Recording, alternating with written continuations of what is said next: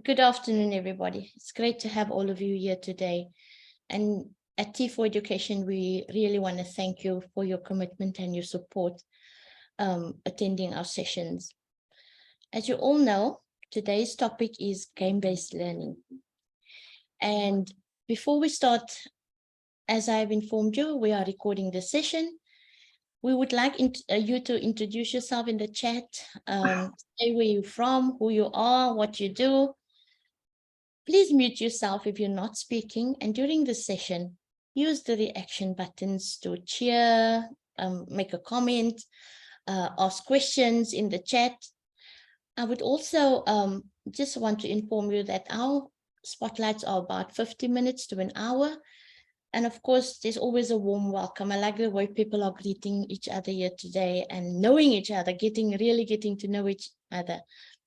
And then David will be doing the content delivery, and we'll have an interactive Q&A session at the end. Now, David is an innovator and he's an author of books, and he'll explain all of that during his session, because I know he's going to talk to you about this book. And he lives in New York in the USA. And we are just thankful for his commitment to also volunteer his time before he goes to work to be with us here today. We have Selena Staris who will be moderating at the end during the Q&A session. So welcome to Selena as well. And as you know, more and more educators are talking about game-based learning, using it as a pedagogy. But let's hand over to the expert to tell us more about this topic. Thank you, David. Okay.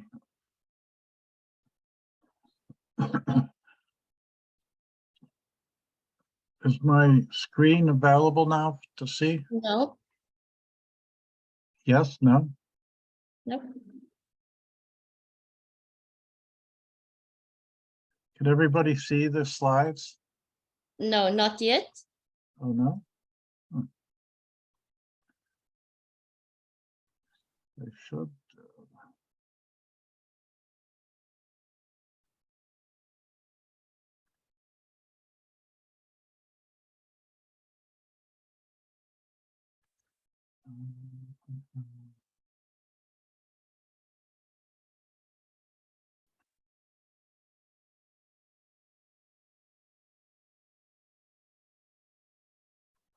Now can you see them? Let me see. Yes, we can. Okay. Okay. Hi, everybody.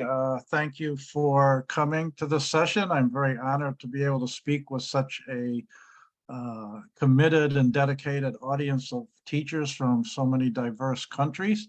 And today, as I discussed earlier with Jasmine, I am going to mostly talk about some of the principles of game-based learning, which are important to know before you actually start practicing it in your different classrooms.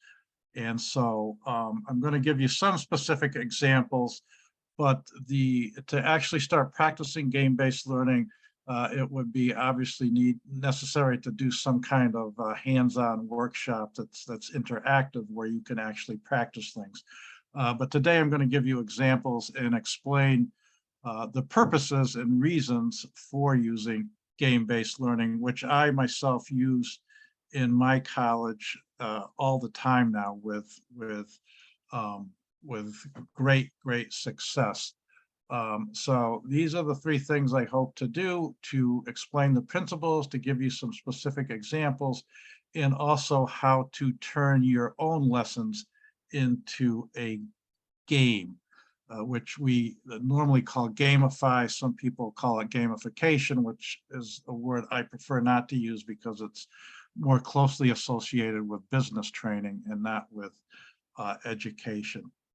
And these just quickly, so if you want links or more information, I can send them later. But these two books, the one I wrote and one I edited, go into much greater detail about how to use different kinds of games and different subject matters, all grades, from elementary school, middle school, high school, and college as well. And using all different kinds of games to teach all different kinds of subjects, which is one of the great things about games, is that they can be used in any course, doesn't matter what subject matter you're teaching, and it doesn't matter what grade you're teaching. They're useful at every level of education in all kinds of different contexts. But the one thing I would say up ahead in advance is that, oops, sorry.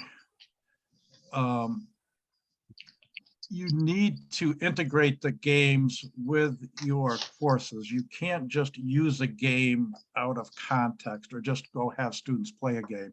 The game has to be written into your regular curriculum in a way to give that game a context for the kind of lessons you're teaching and for what you want to achieve. And so the first and most important thing, which most people that do use games don't understand, is that what makes game-based learning successful is not just the games, but it's the thinking behind the games. So what makes game-based thinking successful is that you are designing your curriculum and your classroom the same way a game designer would design a video game. It's the same principles, the same structure, the same rules that you would use in a game, you're using in your classroom. So it's the thinking behind the use of games, not the actual games, that makes it successful. And the reason, as you'll see in a second, that this is so successful is because video games are what students play all the time when they're not in school. And lots of times, at least in the US, they're sometimes playing them in school when there shouldn't be. But they're extremely popular. Students play them for hours. And the reason they do that is because games are designed to elicit engagement from learners in a way that normal schoolwork is not. And today, because we live in a world which is highly interactive and where students are given multiple stimuli and are exposed to things in a very quick succession, games are the most effective way of addressing student needs and what students use in their daily life. And so using techniques that existed, 10, even 20, 30 years ago are just not effective because kids grow up in a very, very different world. Every one of them is now a digital native, and most of them are fluent in technology, depending, again, on which country you're coming from and access to technology, which is always an issue. But in many cases, the students will be more knowledgeable about technology than the teachers. So that's why it's so important to take advantage of what they grow up with and use it in an educational way instead of the entertainment way that they are using it for. So that's very, very important to know. So the first example I'm going to give you is a public school in New York City that is built entirely around game-based learning. So this means every course in this school, every subject and every grade level is taught and built around game-based learning. It's the first school of its kind, and the success of the students has been exceptional on various assessments and tests which they give to assess student learning in different subject areas. Students from this school have exceeded that of the other public schools in the city of New York where it's compared to. And these are the 7 principles that this school uses in developing their curriculum and in guiding their instruction. And again, this applies to every one of their teachers in every one of their different subject areas. All of the students have to be a participant. That's very, very important. You cannot have passive students. failure in a game-based environment is never thought of in the way it typically is in education. Failure is always only just an opportunity to learn. It's never a permanent state. It's never something that stays with you. It's simply an opportunity to learn and to reattempt whatever lesson or objective you were having struggle achieving, to attempt to meet that objective or that lesson in a different fashion, with a different strategy and a different frame of mind. But failure is just something that is not heard of in games. You are always striving for success. So failure is only thought of in the sense of it being productive in a learning opportunity. Also, everything in the school is interconnected. That's important, that people work as part of a team and share what they're doing with each other. Learn by doing, which means that the students are always very active, working on projects, either making games or using games as part of their learning. They don't just sit there and listen to teachers talk. They are always active in the classroom environment. They need to have feedback immediately. If you do play games, as soon as you do something, the computer technology gives you instant feedback, so you know exactly how well you did, and you can use that feedback to change your strategy and approach as you go forward in the game. You always have to challenge students, and last is that the classroom should feel like students are playing and having fun. If they're not enjoying what they're doing, they're not going to be very successful at it. So it's really important. And one of the great advantages of games is that students love playing games, so they enjoy it. And so if you can make your class as enjoyable as a video game, you know you're going to be successful.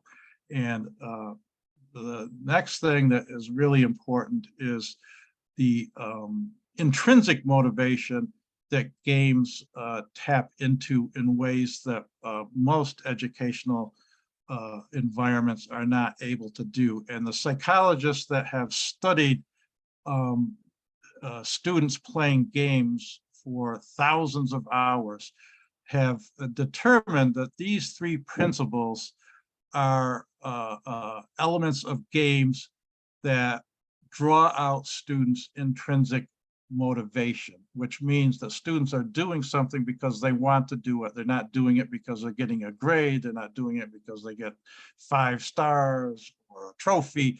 They're doing it because they like to do it.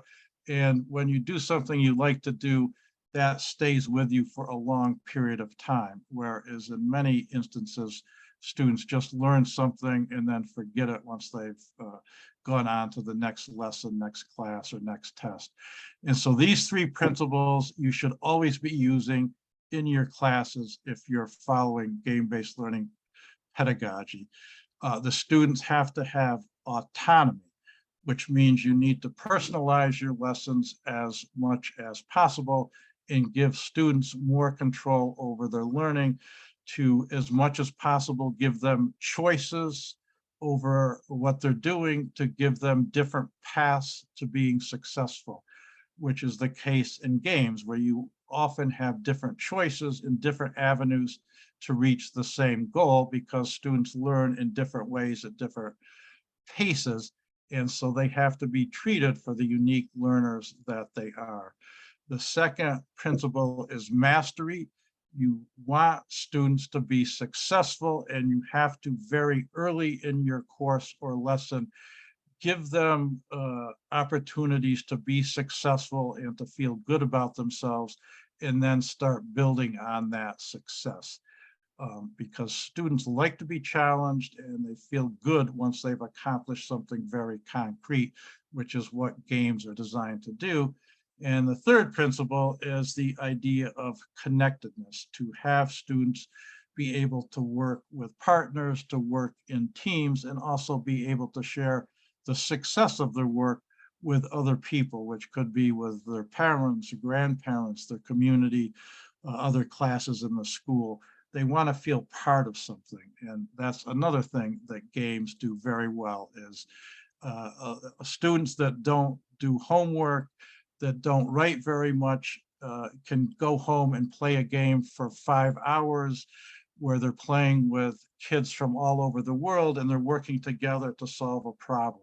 And so that's the kind of atmosphere you want to have in your classroom. The same way that T4 connects teachers from around the world, a game-based classroom connects students on those same principles. So there's 4 different ways you can make use of games, and the third one kind of splits into 2. So I'm just going to quickly go through them. But one is the idea of having students design their own games. That is a lot easier than you might think, and is beneficial because students become creative thinkers. They're required to use their imagination. It's something they love to do, and it also gives them, at the end of the process, something they can take ownership of and display and share with their friends and family and so forth. And again, in the future, or if you email me, I can give you examples of the kind of software where students can learn to make a game in 20 minutes. So it's not hard at all.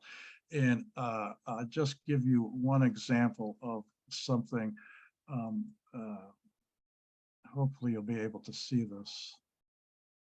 Can everybody see the screen now? Can you see the image on the screen, which shows a picture of a flame? Okay, so this is an example. This isn't a game per se, but it's an example of what I'm talking about, the idea of having students being creators and producers of knowledge, not just consumers, make them active learners. And in this case, a group of students created their own digital comic books. So they created the characters, they wrote the stories, they did the illustration, all of that stuff themselves. And they did this in a very short period of time. And now they can post this online and share it with all their friends. And you would be surprised that students that normally don't do very much in a classroom environment, once you give them a project that they can work on, such as making a game, they suddenly become excited and very, very active. And what they do is really, really exceptional in many cases. I'm always surprised at the quality of the games that students come up with. And when I say games, they can be very small games that you play in 5 or 10 minutes. But that doesn't make any difference. They're just as effective as a game that takes 2, 3, 4, 5 hours.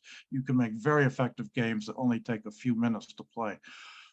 So keep that in mind. And these are 3 ways, tools that you can use to help students learn to make games and to make worlds of different kind.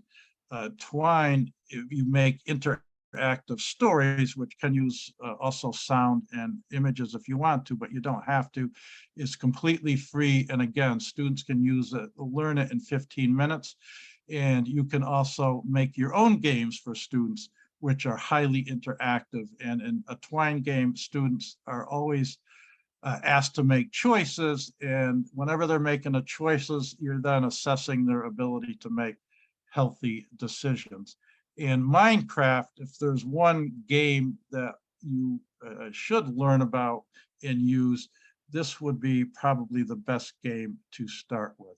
And this is just their web page. In Minecraft, students love this. It doesn't matter what their age is.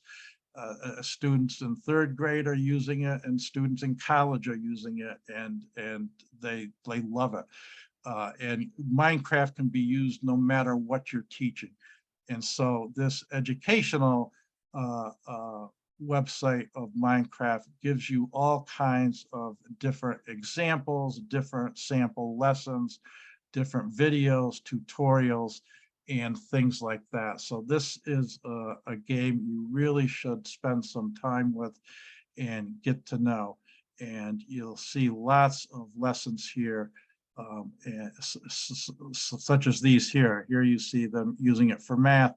Here they're using it in New Zealand to teach about the indigenous people of New Zealand, to learn their language and their culture, which many, of today's students in New Zealand are not aware of, but it's very important for them to know that, just like as in America, it's very important for us to know the different indigenous cultures that were present here, obviously before we are. And there were 3 different indigenous tribes right around where I live. And it's really important for students to be aware of these people's cultures and contributions. So Minecraft is a tool where students are building things, where they can work together as a team. And it's just a super game to learn how to use, and students can learn how to use it quite easily, even better than we can, to be honest with you. They just love it, and they're always making something, which is so important. And this tool, Construct 3, also is free, and they can build even 3-dimensional games using that tool. And again, it's something you can use very quickly and apply to many different learning environments. And so these are some of the games which, if you look at the slideshow later, you can click on these links and examine these games in more detail. But I just picked a variety of games for different subject matters that are all highly effective. Most of them are free. A couple of them you pay a nominal fee of a couple dollars. Although I'm sure you can get free licenses if you write to a company, which I've done. And here's one. This is a more sophisticated one, but it's really quite important today, because I noticed on your website that somebody was promoting the importance of a climate education, which is something I stress to my students, because climate change is a global problem that's only going to be solved with global cooperation. And it's really up to the students today to help solve that problem, because unfortunately adults have not done very much, and they're not doing nearly enough, not nearly as much as they should be doing. And so it's really up to our students to take a more active role. And we have this teenager, Greta from Sweden, who was really one of the most active people in the world and seriously addressing climate change. So this, again, is a free software which teaches everything you can possibly know about climate change. It's extraordinary. The range of things it addresses, and the kinds of skills, both leadership and research skills and system thinking. That's one of the other great things about games. Systems thinking is students' ability to see how everything is interconnected, which is when you address climate change, you have to understand everything from economic to development, from trade to recycling. There's so many different things that all go together that students need to know. This game, Excavate, talks in a digital way, has students investigate historical sites. And there is a teacher near where I live that has a summer camp where they play the digital game in the afternoon, and in the morning all the students go out and do their own kind of excavation and exploring of the local environment. And this game here, and these are games that can be played regardless of your country of origin. They're applicable everywhere.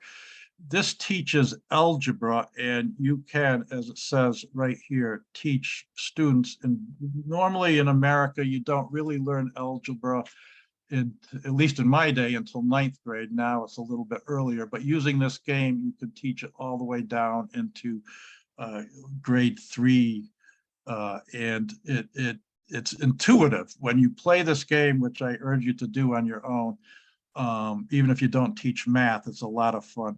you're learning algebra without even knowing you're learning it, because it's created in an environment which is very playful, where the screen is divided into two, and you have these various dragons that the students are working with, and they have to move elements across the screen from one side to the other. And while they're doing that, they're actually learning how to set up and solve algebraic equations without even knowing they're doing it. And so it becomes almost subconscious. And so by the time they get to even middle school, they're already masters at algebra, which is so important, because students often, at least in this country, lose interest in math and science very, very quickly, especially girls. And so these kind of tools helps them get that interest in science and math early and stay with it. And so these are all games. This has a whole range of games about scientific topics. This talks about the importance of government and learning about your civics, so to speak. This teaches about natural resources and conservation. So they're all good. So making games is one thing that's very effective. The next aspect is using games that are inexpensive or free. Most of them are free. The ones I use are always free. And these games, which are called casual games, meaning they're not designed specifically for a subject or a school. They're designed to entertain students, but they're entertaining in a way that promotes learning. So you also have to get over any kind of bias that because a game is entertaining, or even if it's for a commercial purpose, that it's not of learning value. That's not true at all. There are many, many games that are already out there that are free, that you can play, that have tremendous ranges of learning value. And these are some of them. This one right here is, again, a very, very fun game. Problem is you get all these advertisements, so it's hard to show things with YouTube these days, because they're all littered with advertisements. But in Cut the Rope, you play a little monster that eats candy. And what you do with your finger across the screen in an iPhone or an iPad or some kind of digital device is you cut the rope to try and get the candy to fall in the monster's mouth so he can eat it. But what you're learning in playing this games are the principles of physics. And so again, you're teaching physics, which is a very complicated subject, to very young kids, and they're learning the principles while they're playing and not even knowing that they're learning physics, but they are. This little game, Samantha Brown, only takes 10-15 minutes to play. Again, it's completely free and it's online. And I have found, even though my students are a little bit older than yours, but not very much, there's so many students today, especially after the COVID pandemic, which is not really over, of course, but although the worst of it is over, students have so much anxiety today, tremendous amounts of anxiety, feelings of isolation, but they don't really know what to do with it. They don't even let their teachers know about it. Teachers often don't know how much anxiety students are dealing with. This game teaches them how to cope with anxiety, and it also makes it very clear to teachers how much students are struggling with some of their life circumstances that teachers might not be aware of. And every student I've had that's played this game has loved it and been affected by it in an important way. And they've even come up with solutions themselves to help other students. So that's a really good game. And then these are games which, again, are very dynamic, very fun, that you can play on a phone, but that teach very important and serious subjects, such as refugees. What does a refugee undergo? What kind of obstacles do they face? Things like that. And this little game, where you play little pixelated characters, teaches students everything about managing resources and people. Again, I'm just mentioning these. I won't take time to show them because it would take too long in this context, but I'll just show you my favorite ones. This one, you play a little girl, Hispanic girl, who goes to visit her grandparents on an island, which is full of wildlife, and the hotel developer wants to build on the island, which would, of course, disrupt the whole wildlife and ecosystem of the island. So this little girl learns to take the initiative of conservation and create a petition against the landlord to stop them from developing this hotel. But everything in the game, you're playing this girl as she's meeting her friends, learning to, they rescue a dolphin, they pick up trash, they learn about recycling. They have a little notebook that the girl carries around with her, and she takes notes about all the different birds and creatures she meets. And so she's learning about all these animals as she goes about her daily life, and she's learning the importance these animals play to the environment, how we're all interconnected, and it teaches the importance of conservation, which is, you know, of vital importance today. And so this game, again, is for small kids, 8, 9 years old, but I play it, you know, when I'm about as old as you can be. And I love playing the game. It's just so much fun and enjoyable, and it teaches such an important lesson. I mean, I can look out my window now at a natural preserve, which is protected by the state, but every year it shrinks further and further because of building houses and developments, which we don't need. We have already too much, but they continue to allow people to build it and ruin the environment. And so it's something really, students, you want them to learn, and you want to empower them to recycle and to learn about the environment and to not make the mistakes so many of people from other generations have made. And then there are team-based games, which are also fantastic. This game, Among Us, again, takes only a few minutes to play, and it requires cooperation to be for students to be successful. And so most people think of games as only fighting and competition. That's not true. There are so many games where students have to cooperate. They have to work together to be successful. They can't win the game unless they work together. And so that's important. And then in this country, and I don't know how popular it is in other countries, but what we call esports or electronic sports, you know, well, I guess in most countries it's football with the World Cup and all. But in American schools, sports are such a big thing, and they're such a big thing in our culture. Esports allows all students to play sports using the computer. And so schools have their own teams that compete against other schools, or they can have, you know, just teams for fun and leisure that don't participate in the league, but play other teams in the local area.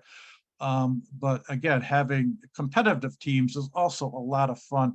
And again, the skills you learn, even though these are games which are what we would call fighting games, they're games to be successful. You have to work with each other as part of a team, and students develop really critical life skills in these games, one of which is Overwatch. There's many examples of them.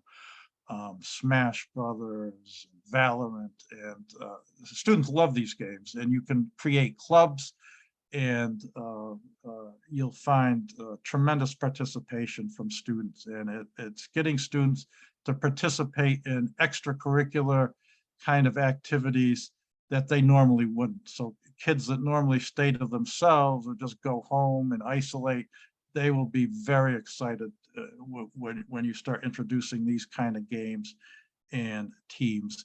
And then the last thing, which is probably what would be one of the first things I would do if I was in a workshop with you to teach you, is you take the principles that make a game that's already successful, and you identify what is so successful about that game. And then you take that principle and apply it to your own lesson. And that's what we call gamify or gamification of education. If you're teaching social studies, you take a game that doesn't have to have anything to do with social studies. You just take any game that you like playing or that kids like playing, identify what makes that game successful, why students enjoy playing it, and then you take that principle and you find a way to apply it to your social studies lesson or science lesson or whatever the case may be. And you would be surprised what you'll be able to come up with on your own or working with other teachers at your particular school.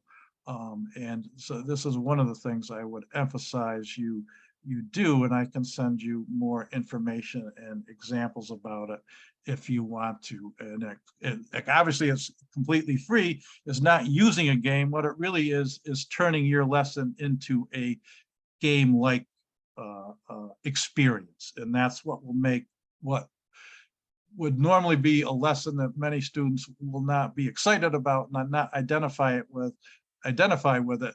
This principle makes any kind of lesson exciting and fun. And it's not hard to do. You just have to get in the habit of doing it and practicing it. But really, once you start using your imagination, you'd be surprised that almost any game that is successful for a particular reason. And if you can identify that and then apply it to your own teaching lessons, you'll find out how much more engaging you can make your lessons for students. Let me just go back 1 second. And I mean, there's so many different ways you can do this. I mean, it would take hours to go over the different ways. You turn your classroom into a race course, hopscotch board. There's so many different things you can do.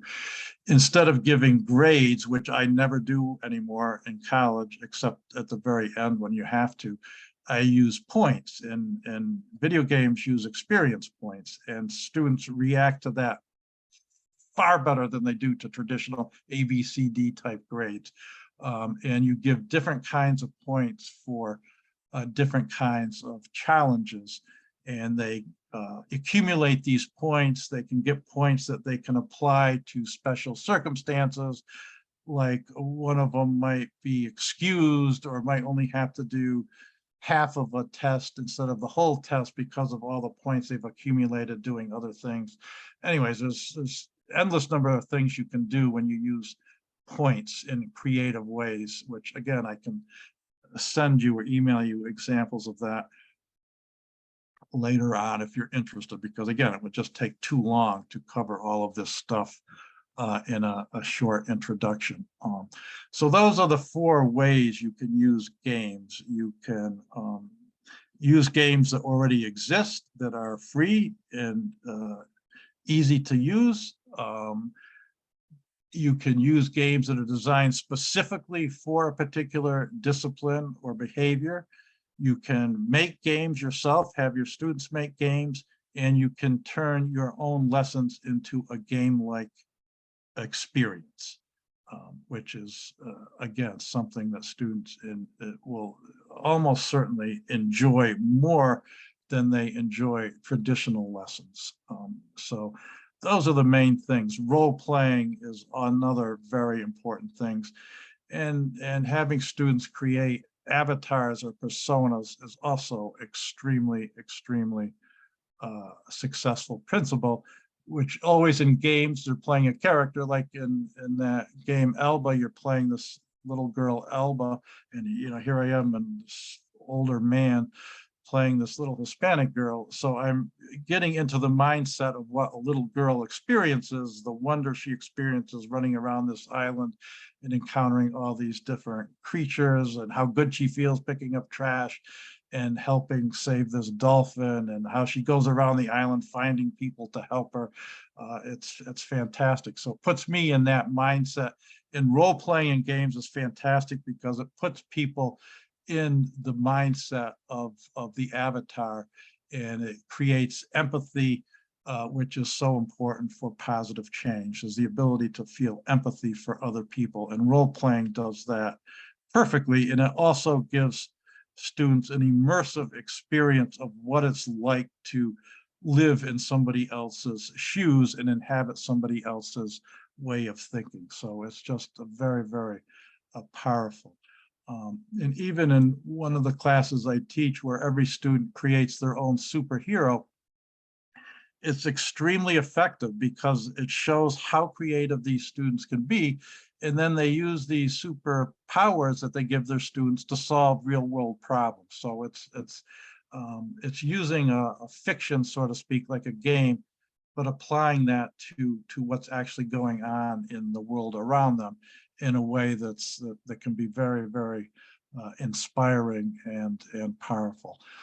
So those are some of the things that I always try to do in all of my classes, and that I encourage other teachers to do as well. And again, it doesn't matter what you teach, what age the students are, these principles can be applied to all of those situations. And there are effective games already out there, once you learn them, that you can use regardless of the age or subject matter you're teaching. And I'm happy to share them. If you write me and let me know what age you teach or what your subject matter is, I can send you examples of games that are free that you can use in your own classes, and then send you, links where you can learn how to have students make their own games as well. And again, it's a lot to do in one session. All I really want to do is touch on why games are important and what makes them successful in a learning environment. And in the future, to really do this, obviously you have to do more hands-on practice. But if you live in a place where there are any opportunities to learn this, you should take advantage of them, or online to find places where you can take, even watching YouTube, where you can find examples of teaching you how to use software and things like that. There's another free tool called Canva, C-A-N-V-A, where students can make fantastic artwork that's used in games. So there's all many different ways of music that you can include in a game. All these are very creative things that require different kinds of life skills. So, all right, that's how much. I've talked too much, so I will not talk anymore. I'm sorry. And there's my email if you want to, just my name at gmail.com, or you can write me at my school. And I haven't done very much at the website yet, but I will do soon. The next thing I'm going to write is actually how to use this tool Twine, which is free, to make games where you teach students how to make healthy decisions. So in this game, you create little scenarios where students are given 2 or 3 choices. So if you give them 2 choices, you choose A or you choose B.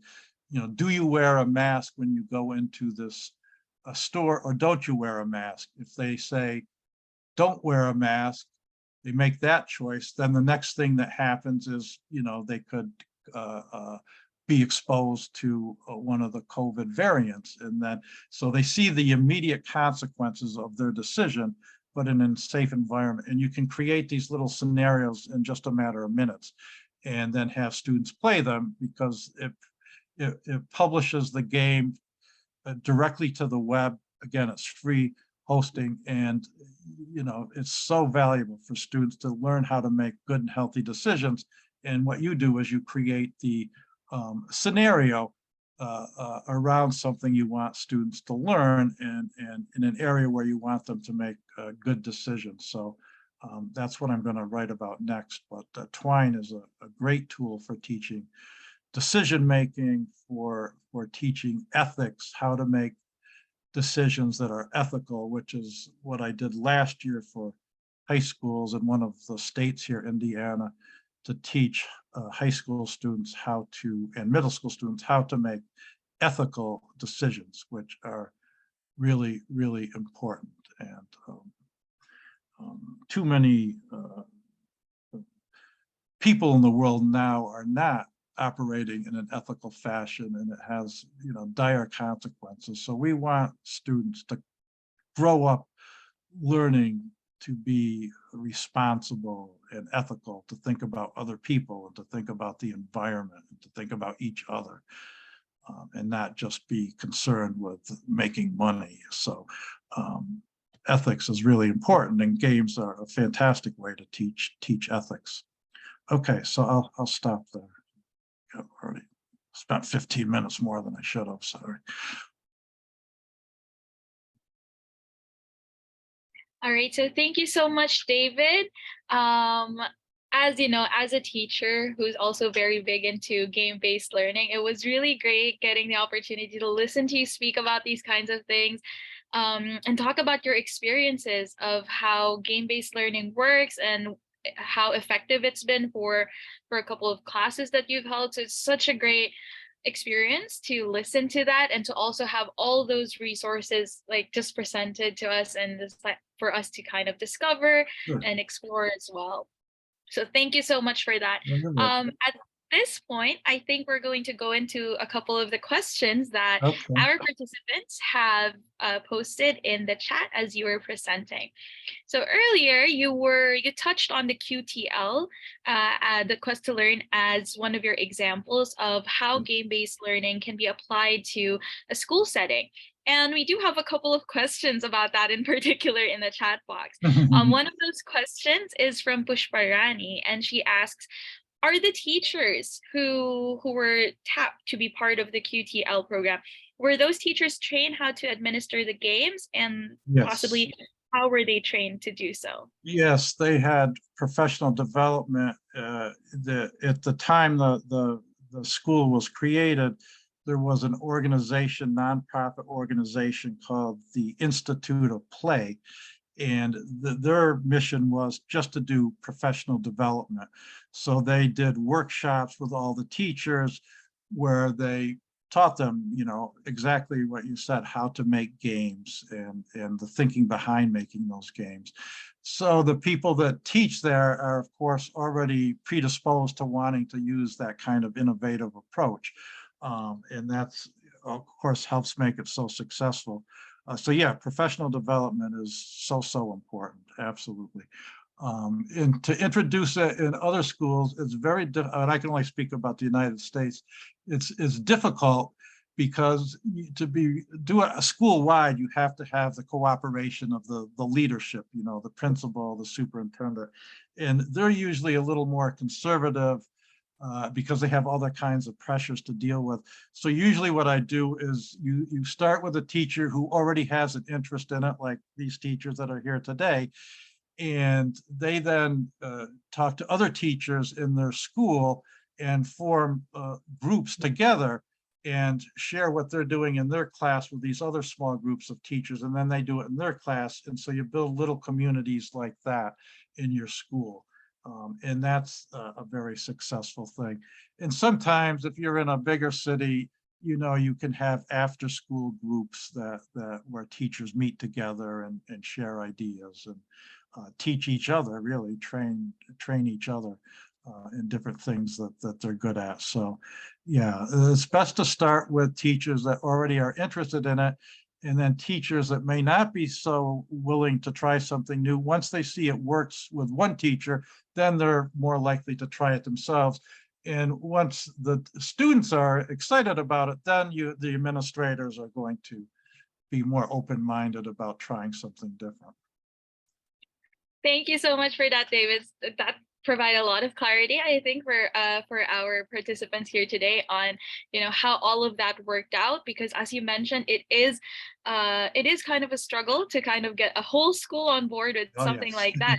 So knowing that it was successful in this particular school is actually great to hear about. Since you did touch on how sometimes administration or the higher ups can be kind of resistant to these kinds of change, considering that I think a lot of the participants here come from schools that are very traditional in nature, rather than those that are more progressive. How can we strike that balance between conforming to the traditional requirements that we have, especially in terms of assessments and grades? Because you mentioned Right. earlier, you don't do grades, you just do points. So Right. how do we strike that balance between still having those elements, but being able to incorporate game-based learning? Yes, usually what I would do is that's true. Well, most schools are traditional and conservative.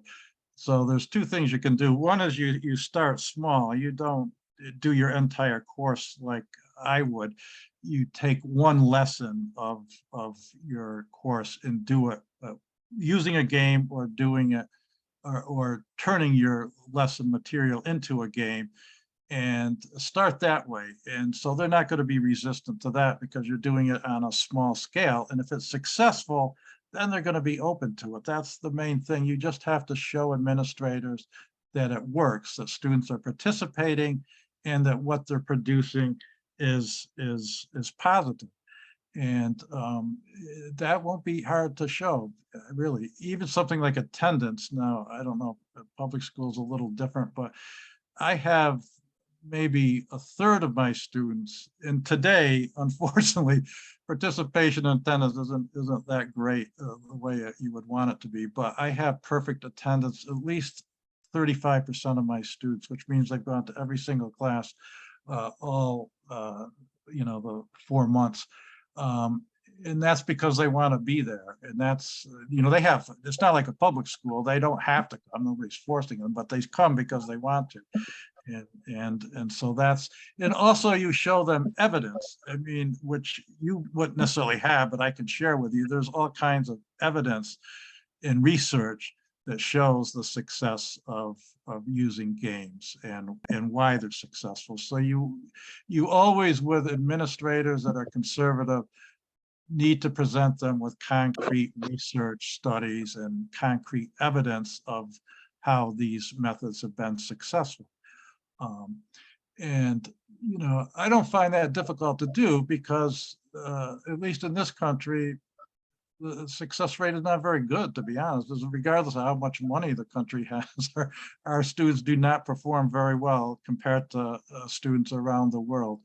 And particularly in schools that are in big cities or in rural areas where they don't have a lot of money, they struggle, and more than half of the students don't even graduate, which you would not think to be the case in the United States, but it's true. So there are a lot of schools that are open to trying something different. And once you show them that it's successful, then it will build on itself. At least that's my experience.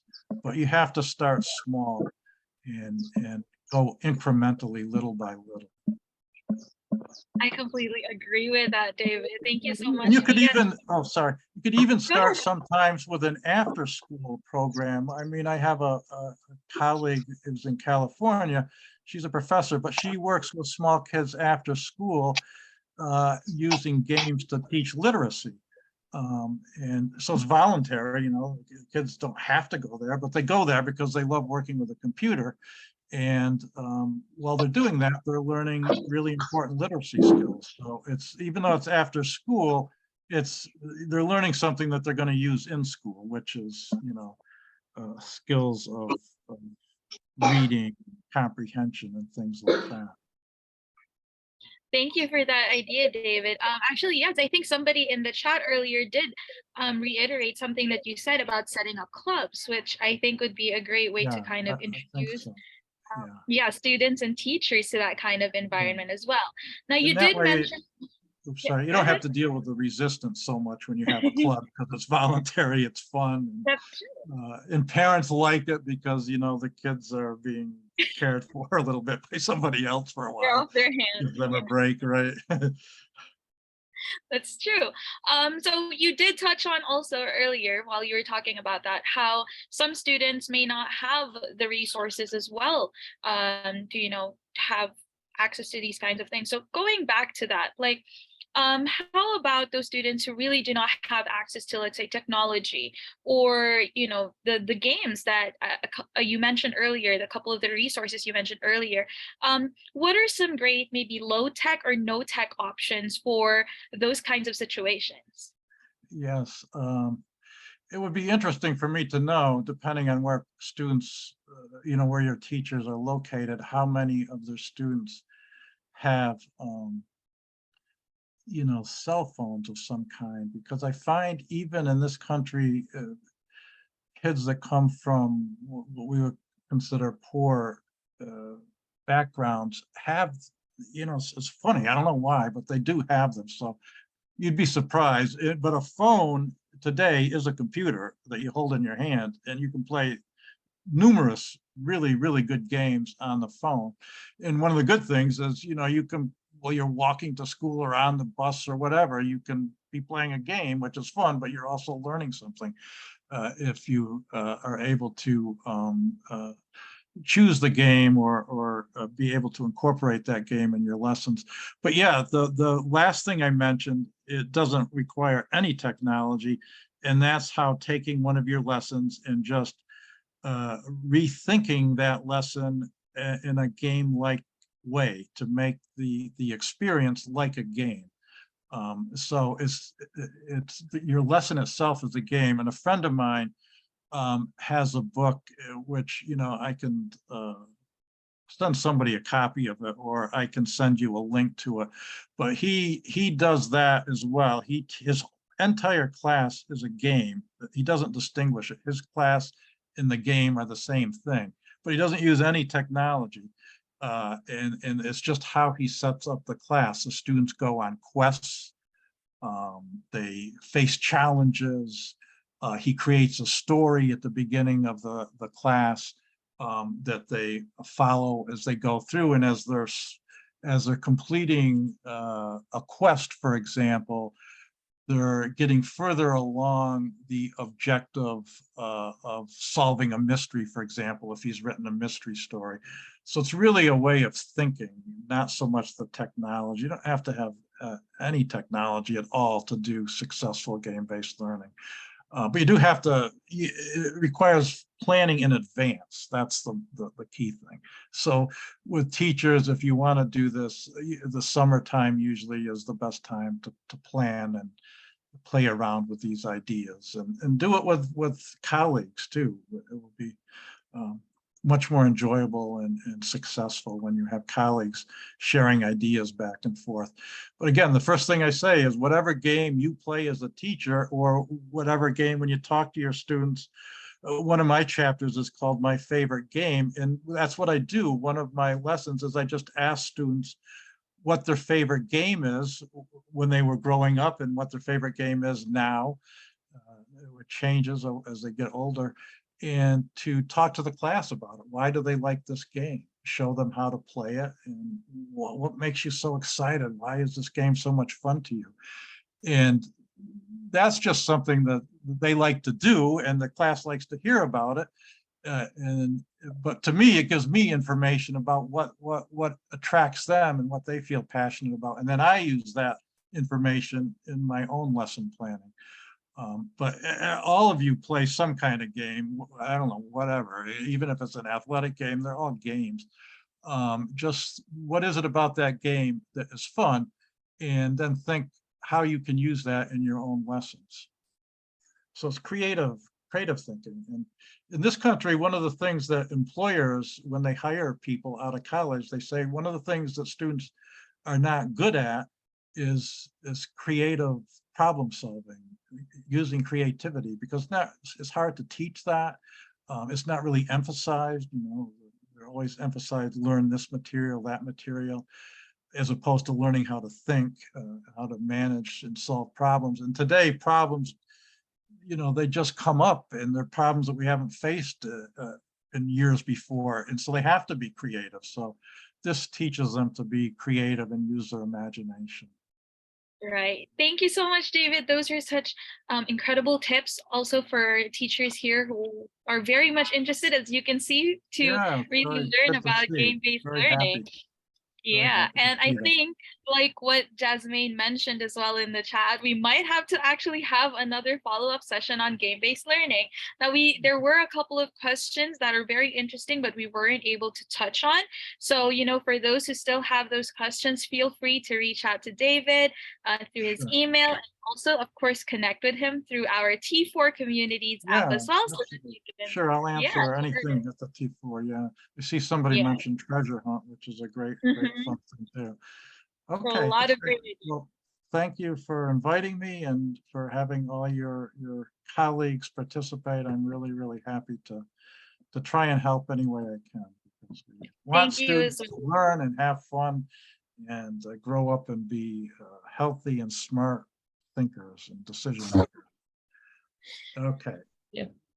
Okay. Okay, Thank you. I'm gonna just come in here because it's getting late and we have 1 minute. I'm gonna for those who haven't met Carol, she is my assistant in the community, so get used to her face. And I also want to ask our audience if you can switch your camera on. I want to take a picture of our last session for the year. If you cannot, it's fine, I understand, but if you can switch it on for 2 minutes, I'll be the happiest person ever. And then the other thing is Carol will be now sharing David's slides in the chat via a PDF document. Oh, So good. hang on there if you want to download it from the chat. Okay, so I'm just going to take a picture. Any more faces coming? There we go. Any more? If there's no more, I'm happy. Smile. Okay, thank you. So yeah, Carol, the file is in the chat. If you want to download it immediately, you can try that now. Otherwise, it will be in the app. We are starting a resource area in January, or maybe before January, and you will have access to all the slides since we started. We're trying to cut down on administration. And you all know that all the videos are available. Now, David's session is a good video to use for CPD in your classrooms. Pause, stop, pause, play, right? Go into the links, see what you do. People ask questions, how do you get everybody involved? Give each one a link to explore. 5 interested teachers, 5 games. Yeah. So this was amazing, and it's so good to have an expert. It's good to have our experts, yeah. And David will be doing an implementation session that's later next year. We have an EdTech core committee now. If you are interested to join us, let us know. Of course, Celine is on it, Carol's on it. I'm